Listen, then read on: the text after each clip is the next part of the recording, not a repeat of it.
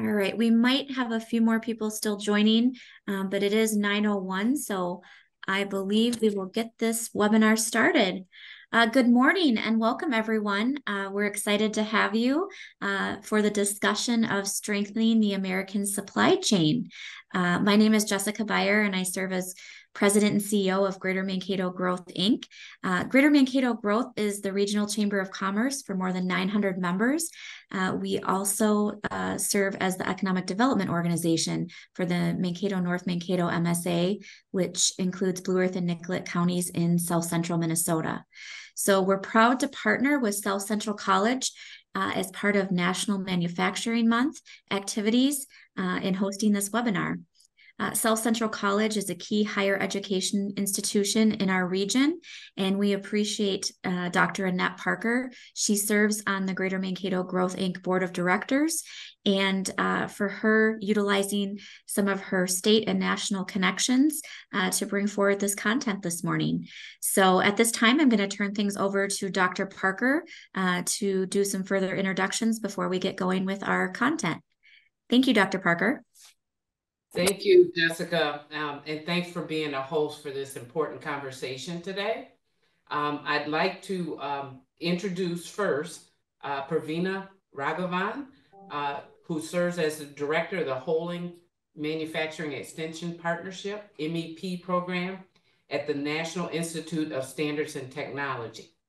Since 1988, MEP's industry experts have worked side by side with partners in the public and private sector to strengthen communities and U.S. manufacturing.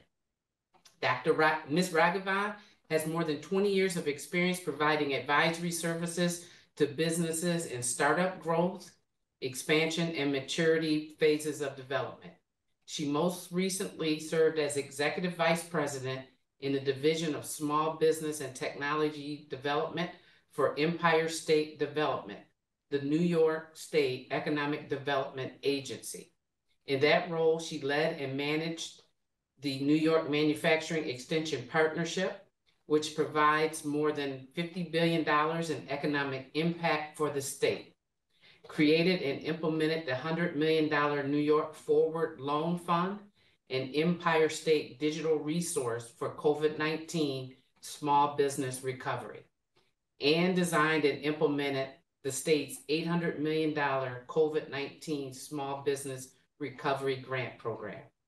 She also served as Deputy Associate Administrator of Investment and Innovation at the U.S. Small Business Administration and was responsible for the Small Business Investment Companies Program, Small Business Innovation Research Program, and High Growth Entrepreneur Initiatives. She also served as District Director of SBA's New York District Office. Ms. Raghavan previously served as Senior Advisor to then Deputy Secretary of Commerce, Bruce H. Andrews.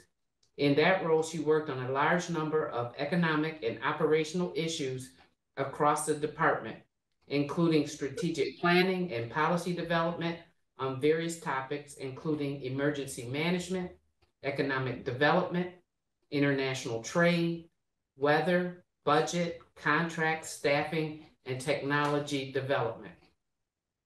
Before joining the federal government, Ms. Raghavan was a vice president for MTV and BET Networks, a founder and owner of a global strategy advisory firm and business development director for Mrs.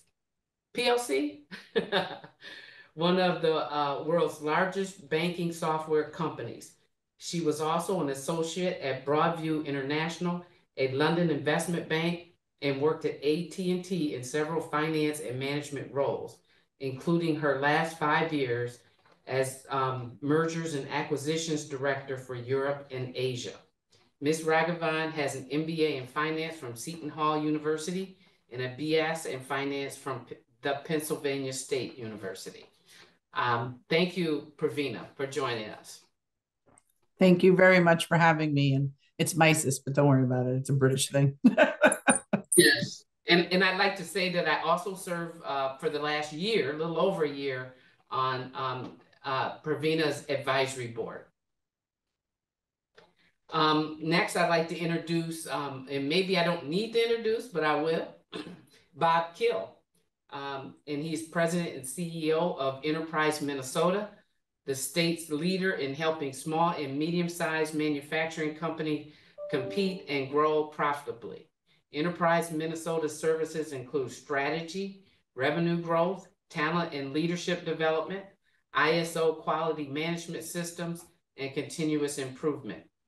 It also leads 10 peer councils composed of over 100 manufacturing executives who learn from each other and from Enterprise Minnesota's extensive network of experts in all areas of running a successful business. Bob has guided Enterprise Minnesota in a thriving consulting organization.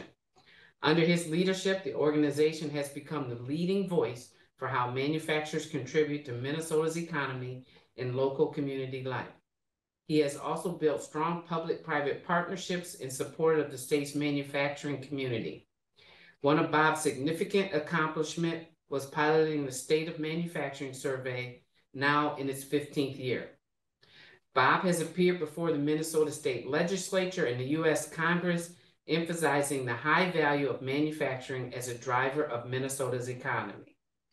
Bob's resume includes serving in leadership roles for computer data systems and network equipment manufacturers in the Midwest.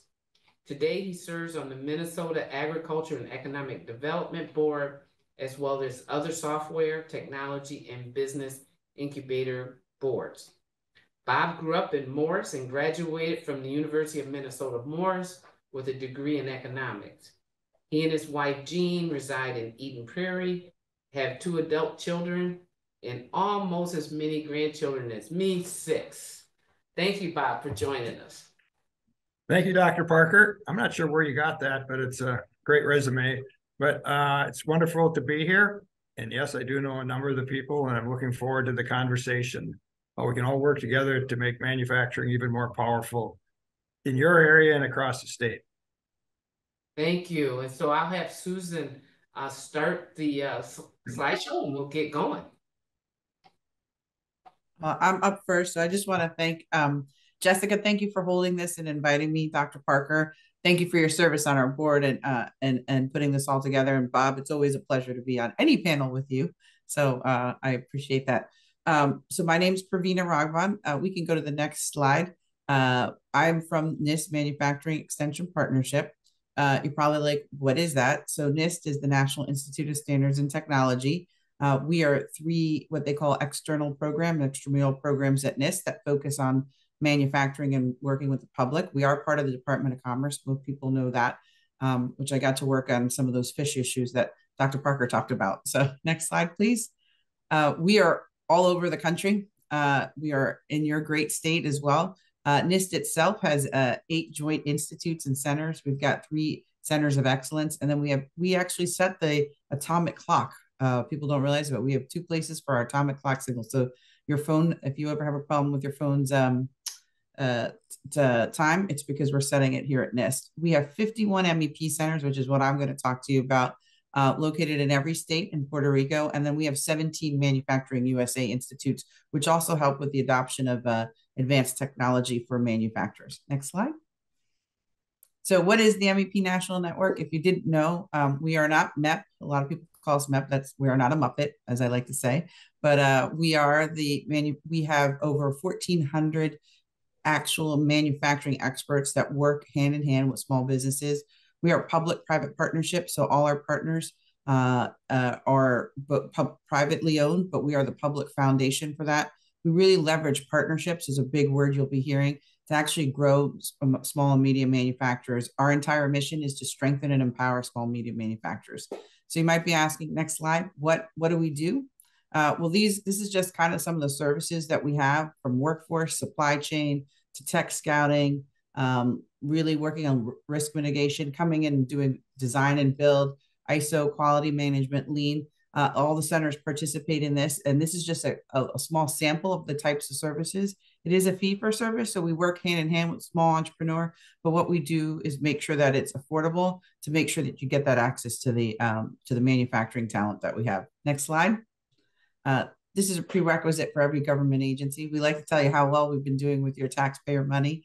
I am proud to say that the MEP program, after 35 years, continues to be very successful.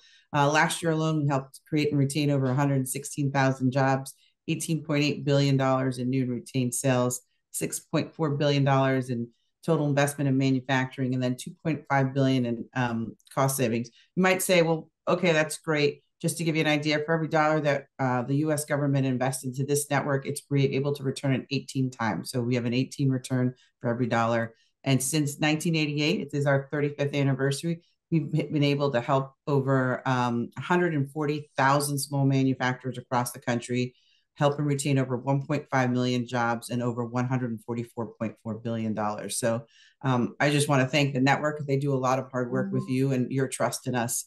Next slide. So we're here to talk about mitigating supply chain vulnerabilities. It is actually one of our network's one of the three priorities of our network. The first one is narrowing the workforce gap, mitigating supply chain vulnerabilities, and leveraging technology. And what's interesting, these all interplay with each other. If you are a small manufacturer, you already know this. Sometimes you don't have enough workforce, but you get orders in. Can you use technology? And you don't know where to find the supply. And we're here to help on all three places with our partnerships with other people. We don't do it alone. We're a mighty army, but can't do it on our own. So we have a lot of partnerships, including universities and community colleges and technical colleges to help us with the workforce, but also looking at how we develop technology that has been proven to put into manufacturers. Next slide. Supplier scouting, one of the things we do most, supplier scouting, we bring this up. 2 years ago, we were actually, MEP was actually put into the White House's executive order about making the future is made in America. So making sure that we had American supply for a lot of our industries. Next slide, please. What we do is we supply scout for these types on behalf of the United States government. We are not GSA. We don't do the contracting. What we do is work with agencies when they're trying to find U.S. domestic manufacturers. We work through our centers by putting out a supplier scouting request and getting it out to them. And then they work with small, medium companies to try to find out if they can actually have the capacity to fulfill these. And we give that back to the agency.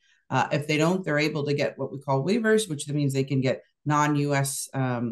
Suppliers to come in. But we're really looking at filling in that supply chain gap and being able to identify people who they may not know normally because they're not on a GSA list, which is the General Services Administration, or they may not do work with the government. And if you want to think about that, this is even for bigger OEMs that we have. Sometimes you are a piece of a puzzle, but the OEM doesn't know how to find you. We try to find that person who's in that piece. Next slide, please.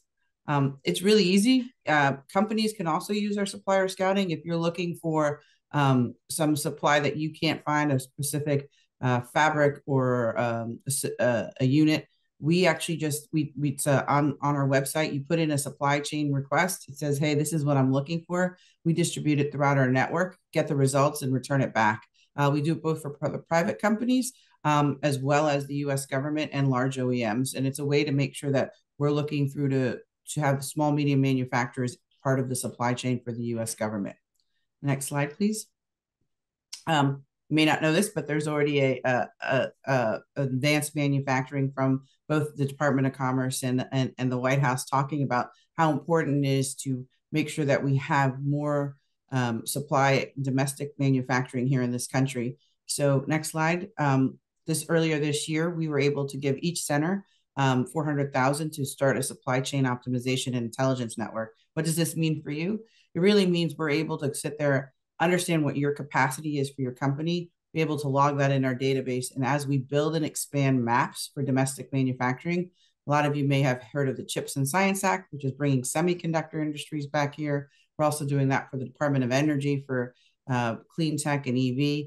We're able to actually map out and see where there's a domestic supplier and also help people who potentially want to pivot into one of these new areas or open up a new line of business by actually sitting down with you and looking on looking in your factory floor, figuring out where could you pivot, where do you get the resources, and using the MEP program to help you go into a new line of business. Next slide, please. So just so you deal with type of data we'll be collecting and we're getting that we're going to be sharing also through the public is some of the large OEMs, different industries in the state non-manufacturing supply chain. Think about logistics. There's a lot of logistics items. Getting a part from point A to B sometimes is the harder part than actually finding it. And assessing really where we have gaps and where we can grow industries in different states so that we can be able to support all these new reshoring efforts from the federal government. Next slide. I bring this up because a lot of people say, well, how do we help small, medium manufacturers? Sorry, there must be a build on this, so you could just click through. Didn't realize. We actually work with, we identify where there's a domestic need. We actually work with the MEP centers to develop and figure out the capabilities of all the small, medium manufacturers in our database. Then we recommend to the small, medium manufacturer, do you need training or equipment? And we help them implement it so that they can actually hit the manufacturing need. And we were able to do this during COVID. We got emergency funding of $50 million, and we're able to help over 7,000 companies nationwide to fulfill different manufacturing needs, but most importantly, to get to more PPE, protective equipment that was desperately needed that wasn't manufactured here, and have them pivot and work with them hand in hand. And what we're trying to do with the supply chain optimization is to do that exact same thing, but actually grow different industries that haven't had domestic manufacturing in decades, such as semiconductor, electrical vehicles, and also really looking to clean tech and energy. Next slide. So I always love to talk about success stories. So how do we make it happen? This is a great one. We had in Florida. Florida Makes is also part of our, I wish I could pick a Minnesota one, Bob. I swear next time I will do that for you. But this one's a good one. Within 48 hours, they needed defibrillators after suffering from the hurricanes in a field hospital. They were able to put the supply chain request out on the supplier scouting. Within 48 hours, they were able to actually get the supplier who makes it to come through because they had a connection with our Massachusetts MEP and get the over $2 million worth of equipment down into Florida within 1 week, desperately needed. But that's a great success story. But there are many of these that we do both for the federal government, but also what I was saying, B2B, both businesses, small businesses looking to get supply and matches can also use this service. Next slide.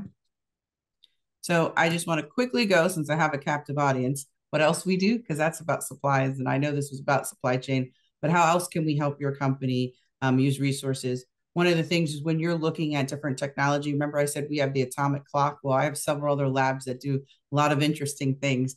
And we have this program called Matter, which is MEP Assisted Technology and Technical Resource Program, which looks about helping small manufacturers understand how in using different technology or standards that might be coming out, how do you adopt them? You might have a question like, I don't know how to do this. I have this interesting problem in my line, but I'm using sensors and they're not working. Is there a different material or something I can do?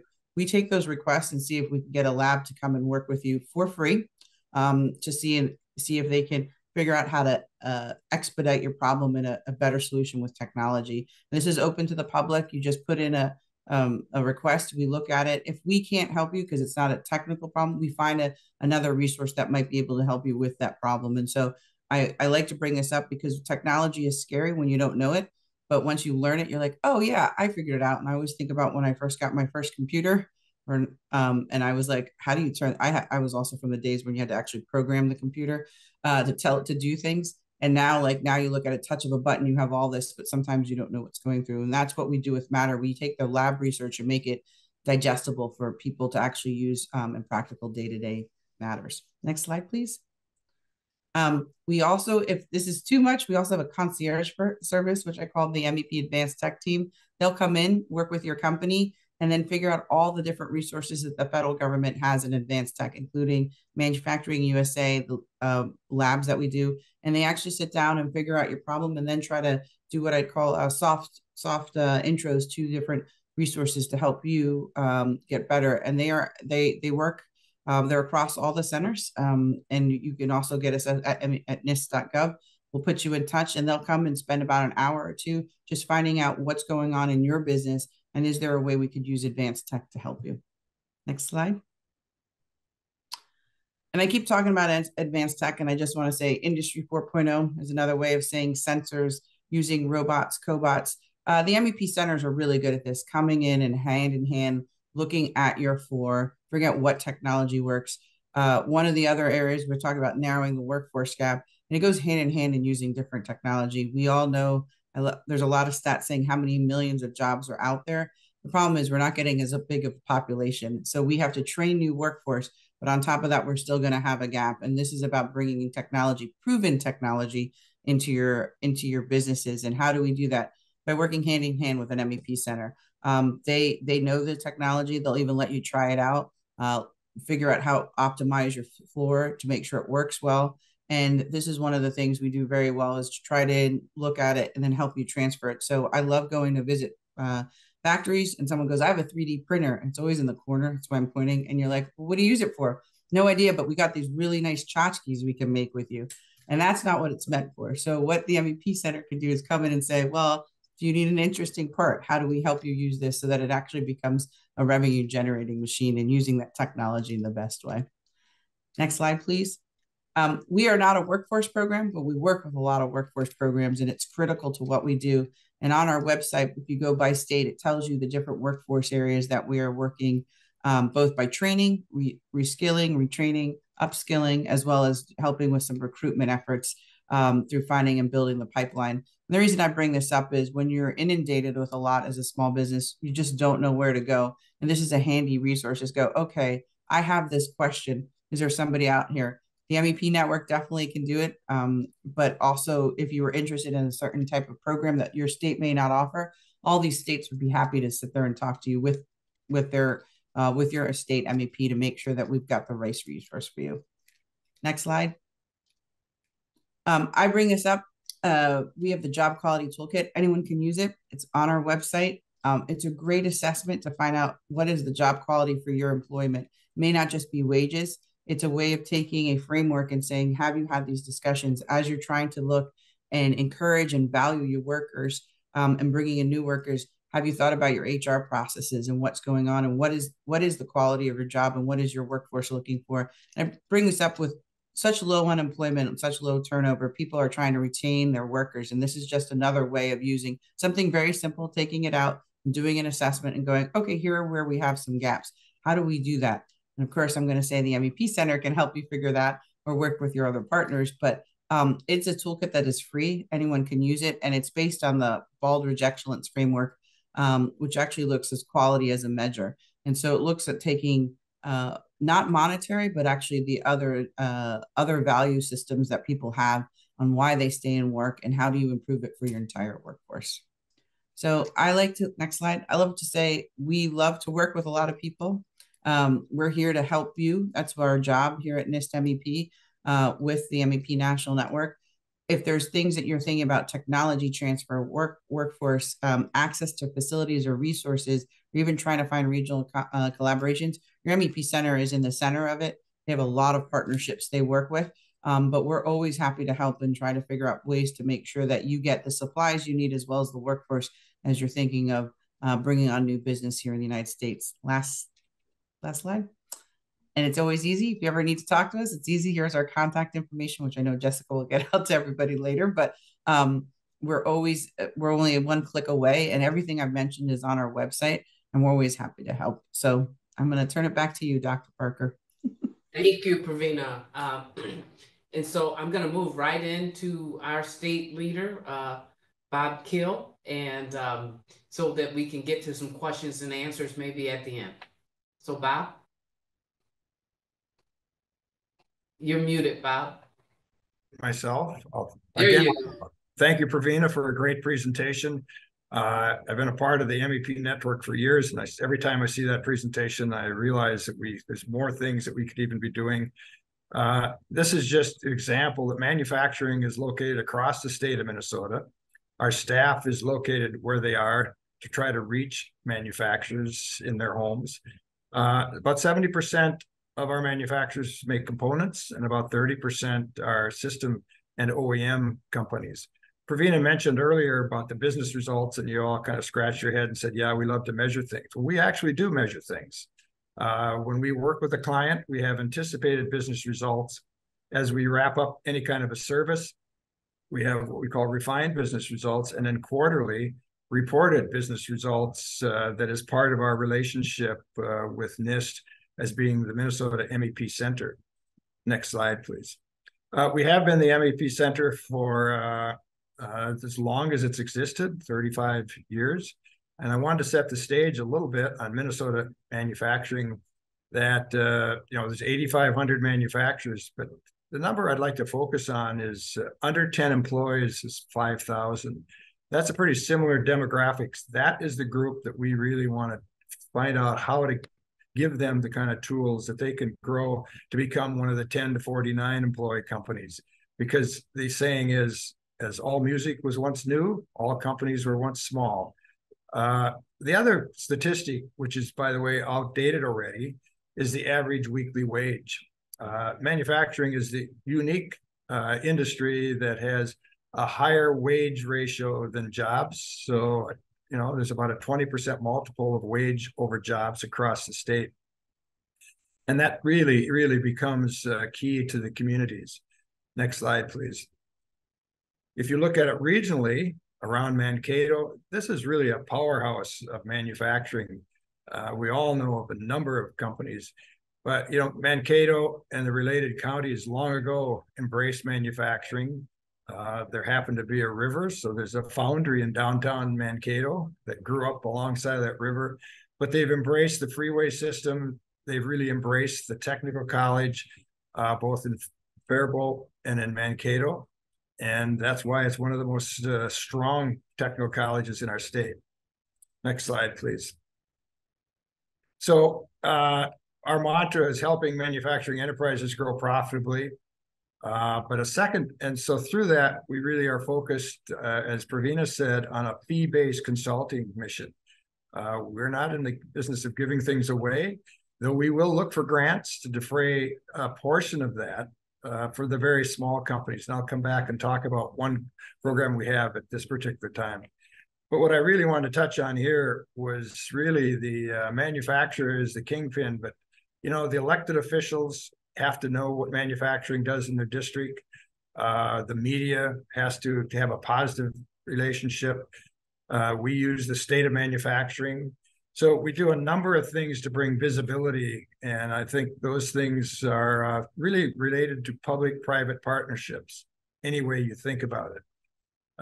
But we also have our magazine, the Enterprise Minnesota magazine. It's published quarterly, and it has 6 to 8 articles in each one about success.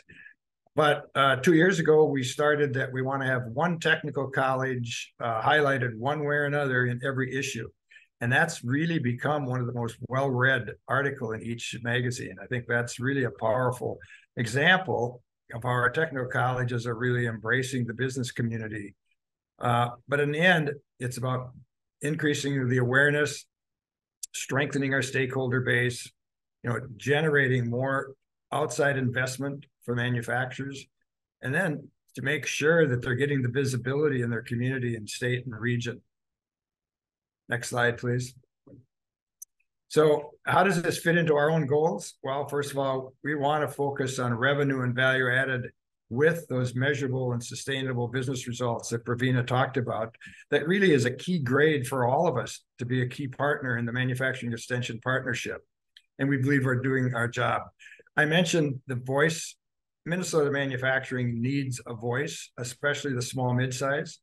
Of course, 3M, Polaris, the snowmobile manufacturers, they all have their own voice. The small component manufacturers and the smaller OEMs do not have a voice. So we believe that's how we do it, through our network of allies, whether it's our technical colleges, our industry, our media, elected officials. We feel this is equally as important as us focusing on the consulting side of the business.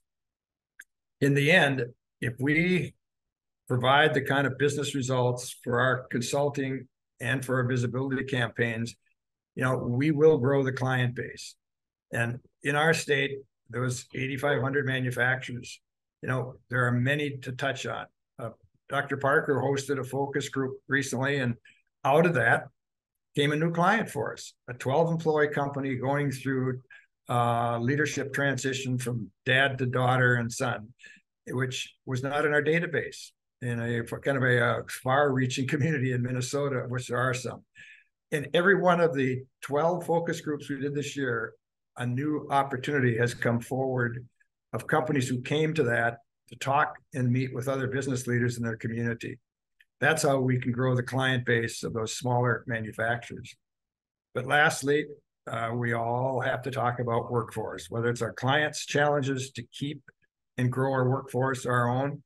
I am delighted to say that we have a budget for 34 employees, and for the first time in 3 years, we have 34 employees. We are at full.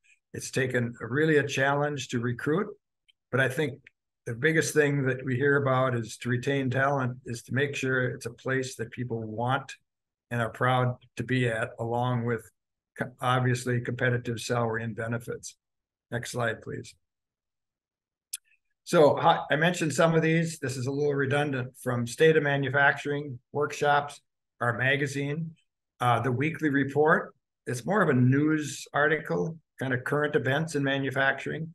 And I say to anyone on this call, if you've got anything that you think might like to be in that newsletter, send it to myself and I'll make sure I get it to the editor. It's just never know why we think it's important to be in that weekly newsletter. Social media, and then legislative relations. In Minnesota, we have a very diverse manufacturing economy. It doesn't get quite the visibility sometimes that other states might get if it's a very strong blue collar community or something like that. So we regularly have to use all of our tools in front of the legislature. I'm pleased to say that this past year, they did give us a small grant of $500,000 this year and next year, earmarked specifically for companies under 35 employees, because that's one area we feel that they know they have to do something. I think Pravina said they know they have to do something. They don't know where to start. So we really feel that this grant, and it's already shown a number of opportunities come forward. So listen, if you know of a small manufacturer, and we all do, and you think there's something that we could consult with them, help with them, introduce them to another partner that they could maybe use, please step forward and let us know. Next slide, please. So from our State of Manufacturing, the reason we went after this very small or 35 employees or less grant is this chart right here. The key investment areas for manufacturers last year, and it didn't change a lot this year, which will come out on November 9th. You can see that the very small manufacturers just aren't making all the investments they need to grow their business. When Pravina talked about supplier scouting, we have a person dedicated to it, but the very small manufacturers are going to be harder to get to. We have 30 OEMs that we're carrying on interviews right now on what are some of the key criteria you're going to look forward in the next year when you go looking for new suppliers. So we think that can help the very small, because they need to be more aggressive in growing their revenue. You can see the larger companies at 64%, smaller at 48%. But even expanding sales within the United States, 35 versus 50. And they don't have the staff and development culture to really take on some of the new OEM opportunities. So out of the data that we're going to gather from those 30 OEMs, many of which are clients of ours, we will be able to then reach out to the smaller component manufacturers in our database and aggressively recommend areas that they might want to make investments, some related to us, some not, but areas in which they can become a better supplier and get preferred treatment from some of the OEMs right here in the great state of Minnesota. A few years ago, we helped Toro do that. And today I'm proud to say that all the components for a Toro lawnmower come from Minnesota, except they buy their engines from Wisconsin. We just couldn't figure out where to find a manufacturer of the engine, but the engines come from Wisconsin. And prior to that, they were sitting on boats coming across 100,000 or so at a time. And Toro didn't suffer on their supply issues during this past 5 years because their suppliers were in the Midwest. I think that's a testimony of this supplier scouting and supply chain challenge that MEP is taking on can really help. Next slide, please. So our team is across the state. I'm not going to go into it, but Dr. Parker mentioned it ranges from strategy to ISO, talent leadership. I think you can imagine the individuals focused on talent leadership are really busy. But the one point that's interesting is this has evolved from 25 years ago. We were continuous improvement. They used to call us the lean people. And now it's evolved to being really an integrated approach to help these organizations across the state. And I apologize, this chart was made before we added the young person who's heading up our supply chain. And she's also one of the key consultants that's working with it. So we're excited to have the full repertoire of all these people. And our people are our employees. We do about 96% of our consulting with our own team. Next slide, please.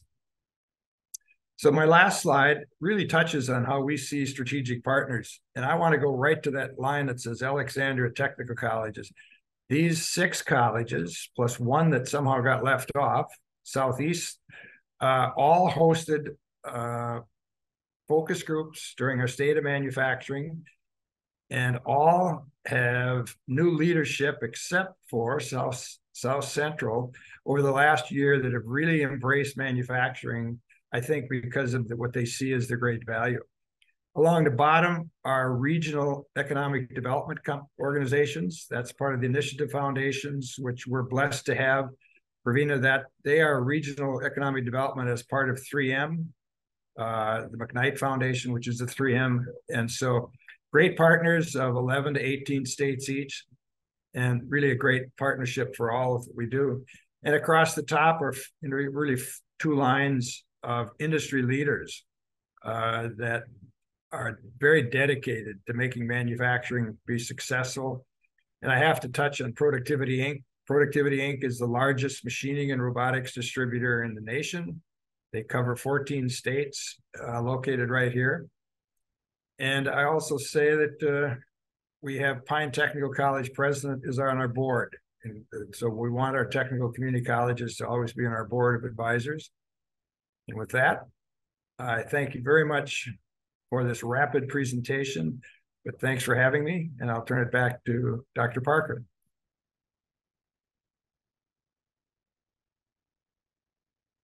Dr. Parker, you're on mute. Thank you, Pravina. So I'll just open it up for any questions or comments. We've got, what, about 20 minutes, Jessica? Yes, about 20 minutes. And so we can field any questions that you might have. I guess people can just unmute if you have questions, comments, anything. Or any specific questions outside of the presentation maybe you have for either agency.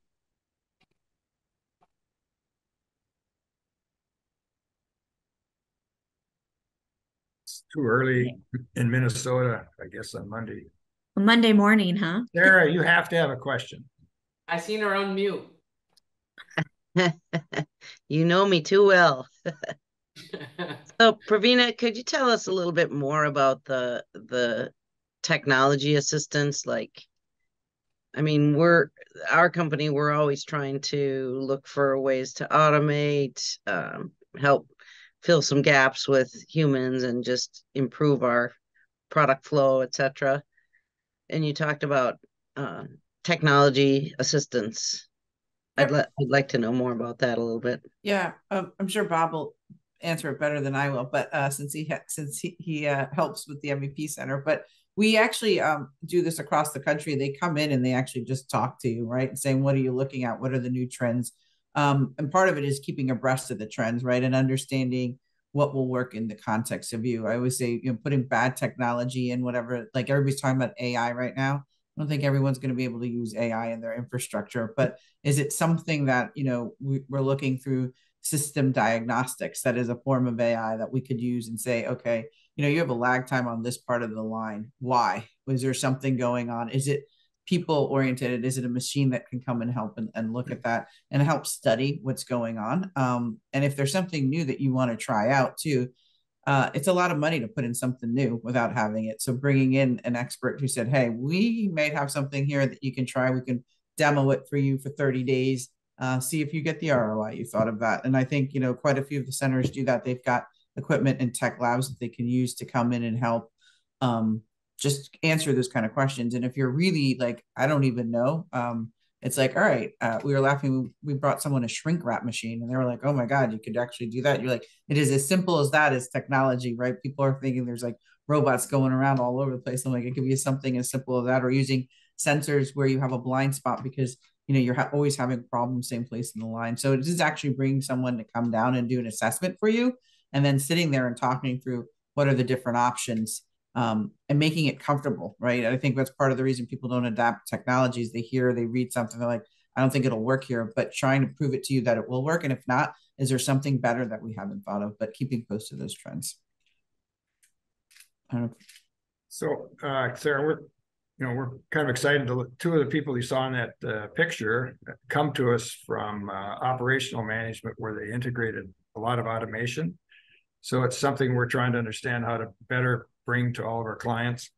But one of the tools we have integrated is I can't think of the exact trade name, but it's machine monitoring. So it can be put on to a system, captures this data, sends it up to the cloud, and then you can see how efficient that technology is actually working. We think we know uptime really well. We tend to know it from the way we used to do it. So there is technology out there that we're embracing. We're working with Alexandria Technical College right now. They have a grant, and we're working with them to try to develop curriculum around artificial intelligence and how it would apply to optimizing predictive things, maybe predicting machine failures better than we think we do now. But we see a couple of other the technical colleges pursuing something maybe like that. So trying to work with them in the curriculum of out in front. But the thing that I think we're excited about is, working with clients to make sure that if they're thinking of automation, that we have a lot of partners that we can maybe lean or point to for people. But one that everybody's interested in that's had great results is with machine monitoring, to the point we've had to buy a second system.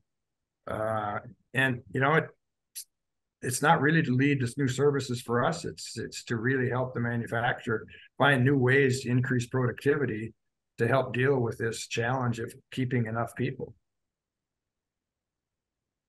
So, are you familiar with the technology grants available through DEED?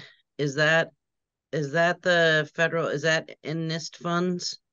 No, so there's two funds inside the states there. One that both you and I don't want to say in public what we think of it, because you applied and found out the rules were different as you got involved, which right on. It's actually a treasury grant, so it's not really controlled.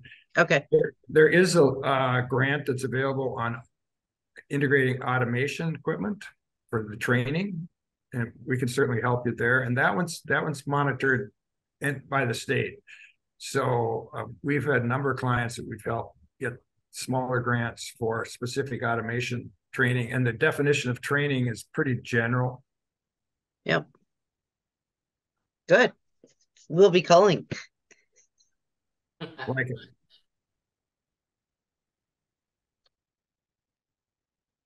it. So I don't know if the others, Jessica, that are not on screen can ask questions. Are you getting them in chat or anything? I have not received any notes in chat, but please feel free to either speak up as part of the discussion, or if you're not comfortable, enter something into the chat. We've got a few minutes left here. I do see there's one other person who's unmuted, but there's no name. No other questions? My name is Bern Beckman, and I work at MEI in Mankato. I have a question with regards to any tools or predicted resources to allow a look as to a predictive course that we could be on for material availability. We struggle every day, every week, every month with material shortages, specifically in the electronics industry and many other parts of the elevators that we build. So we're not a grain elevator, we're an up and down elevator company, hydraulic and traction elevators. just throwing it out there if anyone else knows of any resources or tools to provide some predictability or forecast for what we see happening with some of the main components of several industries that are outside of our own immediate industry. And I don't know if anyone else has had any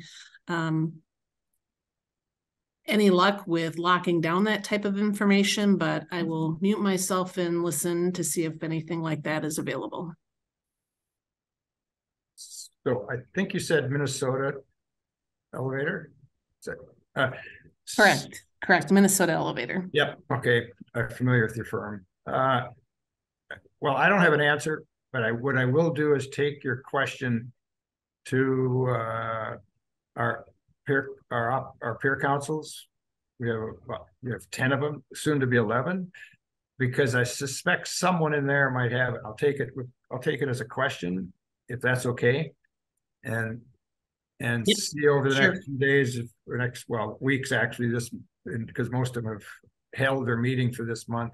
But it's a way to take what I'd call a fast burn to those councils and share it with them and see what other people have done. And there might be some feedback I could get for you. So that would be great. I appreciate that. Yeah. Bob, if you get the problem, I was gonna say we can run it through the network too. See, sometimes it may not be in Minnesota, so I don't want anyone to get angry at me. But maybe I made it that we can approach it both ways. Yeah. Well, and the materials that we secure we're securing them from all over the United States, and a little bit overseas. So that's the kind of broadband that I'm looking at as far as the overall forecast of what can be what can we learn. Yep.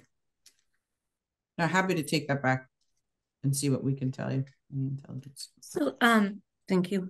What we can do is if you're comfortable with it, we'll just share your information with Pravina and Bob. So yeah, you that's fine. Connection. We have it through registration. Sure, that's more than fine. Great, thanks. Okay. We have about 12 minutes left. If there's not any questions for the speakers, is there any other dialogue? I know maybe we want to just have an understanding of who's in the room a little bit, and if there's any local kind of questions or pieces. I don't know, Dr. Parker, if that would be helpful for you to have some of those connections.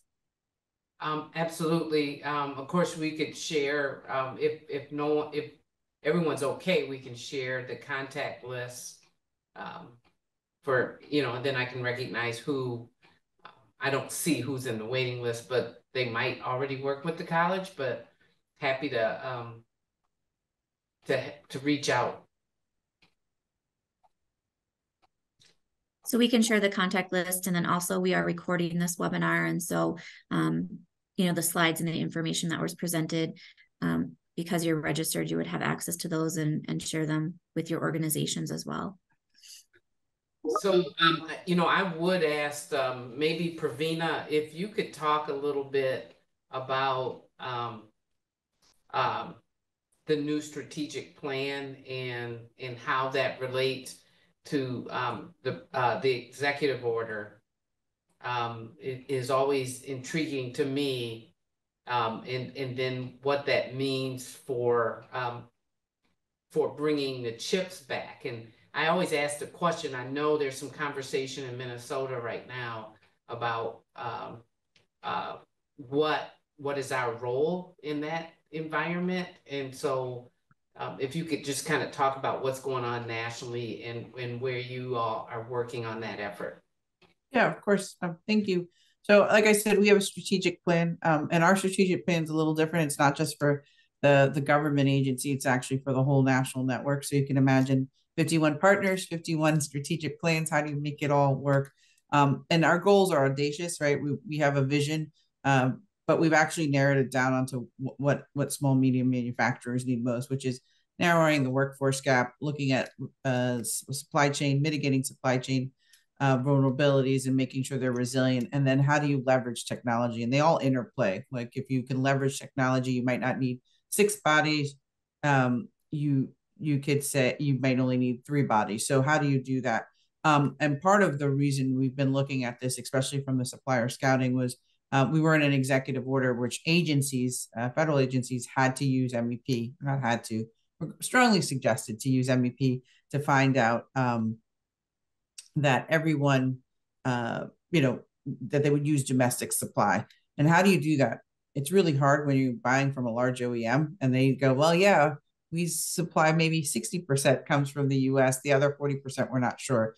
So part of using the supplier scouting was for us to actually go out to the market and say, well, that other 40%, there are people out there. And that both from that can supply those component pieces, because as I said, the government is a large OEM buys large from OEMs. We don't actually put it together. And so based on that, we actually put more money into making sure every center had a supply chain person that could actually go ahead and look and scour the markets when we get these requests, but then also bringing the large OEM to the tables to say, what is it that you need for somebody to be even on your supply list? Not that you're going to guarantee a contract, but do they have the right cyber health? Do they have the right financial health? And working with an MEP center to get them ready and geared up so that we didn't have as many waivers. And that is as we're trying to build industries, because obviously we're making a $52 billion bet on the semiconductor industry about bringing fab manufacturing. So the chip that's in your phone, chip that's in your laptop, making a better packet for it, better components, looking at the polymers and everything that go into it, and then actually producing it here. And those are very expensive arenas. But I always say this, everybody concentrates about 5 to 7 states that say, oh, we have some of the big names coming. And what we do say is it's going to be a national problem, right? It isn't about just those 5 or 7, but they're going to need the resources for it, especially when you look at building a fab. You're going to need metal. You're going to need welders. You're going to need the ability to have that go across state lines and really help to build that back in this country. And that's some of the things we're trying to coordinate. And just recently, about 3 weeks ago, the federal government put out a notice of a funding for opportunity under the CHIPS, looking for small consortiums to work together to bring back some of the supply that needs to work, is needed to be able to do these large fabs, and giving out grants for that or incentives for that. And that just got released about 3 weeks ago.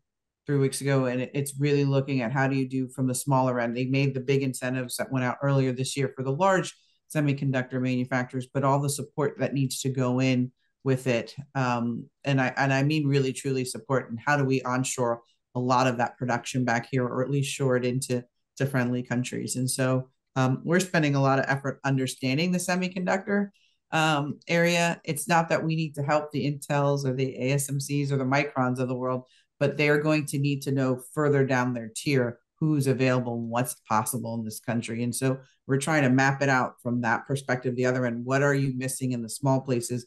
Because they can build a fab, but they need all the material and everything else that goes with it. And the big thing will be workforce. How do you train up a workforce that can go and work in these areas? And it is going to be across, I think, state lines, which is what's going to be interesting to see, is how states play together, because you're not going to be able to only source it from one place at this point.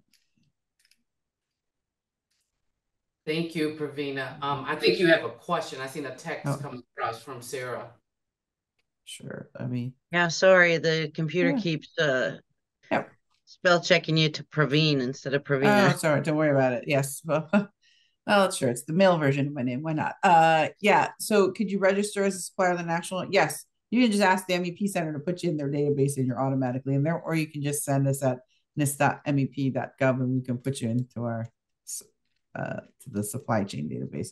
But I always encourage you to go to your local MEP center, because they're going to get the specs quicker, and be able to match up.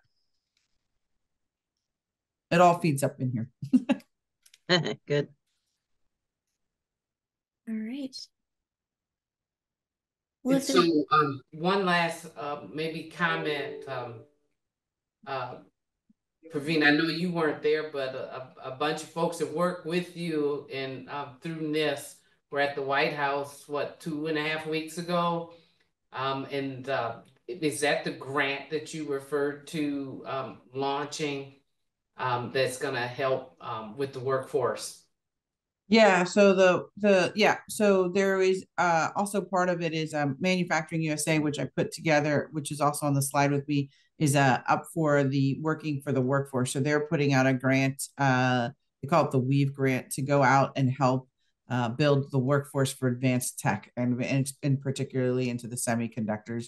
And that is also, I think that NOFO is coming out. It hasn't come out, but there was a meeting to talk about what is workforce and the importance. And I think we all recognize it is very important. There's a lot of industries, but manufacturing in particular, for the last few decades has not been the one that everybody tells their kids, go run and become a machine welder. It's not, most parents aren't saying that, but how do we move that? But realizing that a lot of these jobs are not what people think it was from the 1940s and 50s. It's really different and working with technology. And so part of that is trying to get an educational center, or they're saying a center of excellence around semiconductors in particular, because those jobs, the equipment changes almost every 18 months. So you are trained up on something to be trained up again. And so how do we do that? But there is a lot of opportunity, especially through the MEP network, of trying to figure out how do we cross collaborate to bring more bodies, but also to upskill them and train them into the new things like sensors. How do you use that? How do you read it out, and actually program a lot of what needs to go onto the manufacturing floor? Okay. Thank you very much. If there's no further questions or any other comments from Bob or Pravina, I think we can wrap up today. So anything else, Dr. Parker? No, thank you so much, Pravina, Bob, and certainly Jessica. Thank you so much for hosting this event today. Yeah, I want to echo that and just thank you both, Bob and Pravina, for being with us this morning and sharing your expertise with our members and this group. And also South Central College, to you, Dr. Parker, as well as your team that's on today. We just thank you for your partnership and support. And so again, I mentioned this session was recorded, but if you think of something after the fact or whatnot, don't hesitate to reach out, and we'll be sharing the contact information as well as the slides and content. So thank you all for participating, and we hope you have a wonderful rest of your day. Thank you. Thank you, Jessica. Thank you. You. Bye.